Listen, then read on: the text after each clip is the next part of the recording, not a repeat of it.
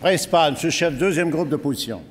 Monsieur le Président, la commission Charbonneau a démontré deux choses. Premièrement, il y a des sommes qui ont été collectées illégalement par des entreprises de construction, par la corruption et la collusion. Deuxièmement, il y a des sommes qui ont été collectées illégalement par les partis politiques.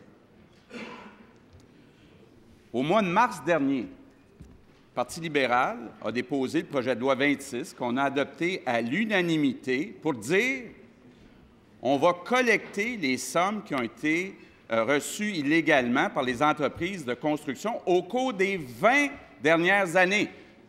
On a tous été d'accord avec ça. Le premier ministre nous dit hier, pour le Parti libéral, on va rembourser les sommes qui ont été collectées illégalement seulement pour les 7 dernières années. Pourtant, les chiffres existent.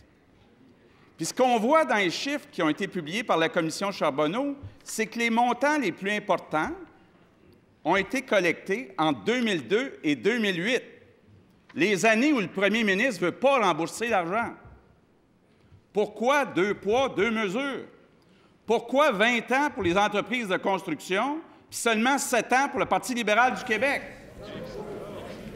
S'il vous plaît. Monsieur le Premier ministre. Je comprends, Monsieur le Président, que certaines personnes sont déçues que le rapport n'ait pas sali gratuitement les réputations d'organisations ou d'individus.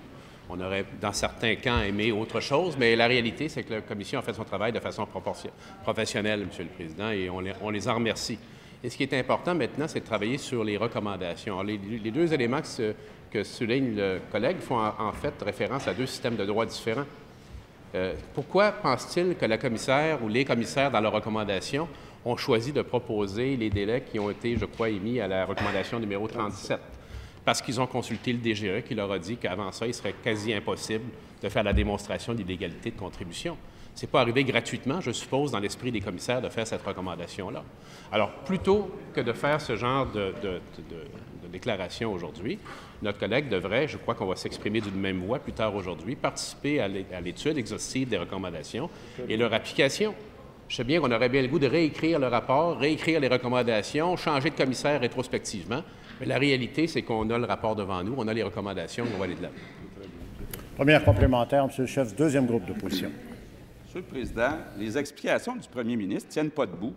Pourquoi ça serait possible pour les entreprises d'aller sur 20 ans, puis ça ne serait pas possible pour le Parti libéral? C'est tellement possible que tous les chiffres ont été publiés par la commission Charbonneau à partir de 1998.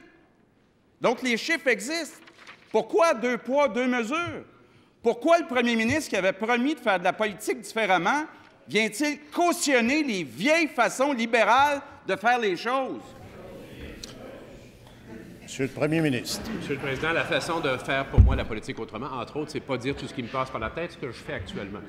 Maintenant, ce que je vais répéter, encore une fois, c'est que je sais bien que mon collègue voudrait avoir une différente commission. Si possible, refaire la commission, changer les commissaires, écrire le rapport différemment, écrire les recommandations différemment. Pourquoi met-il en doute l'intégrité de la commission? Pourquoi met-il en doute le professionnalisme des commissaires? Parce qu'il n'arrive pas là-dedans à retrouver ses objectifs à lui, politiques. Alors, ce qu'on va faire, nous, c'est continuer d'agir dans l'intérêt supérieur du Québec, travailler sur les recommandations, les appliquer et avancer vers l'avenir, Monsieur le Président. Deuxième complémentaire, M. le chef, deuxième groupe d'opposition.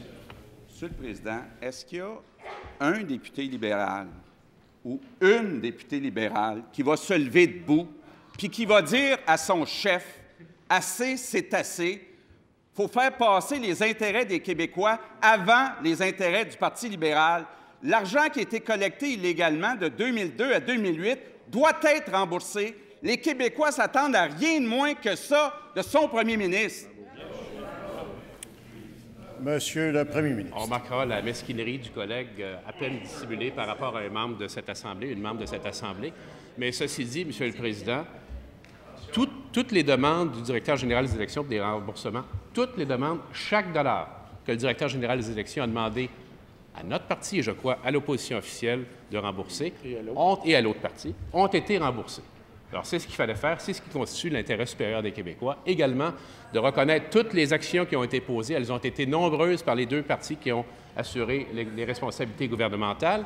Et surtout, notre responsabilité maintenant, c'est d'appliquer et d'étudier le reste des recommandations. J'espère qu'il va, là, jouer enfin un rôle constructif, M. le Président.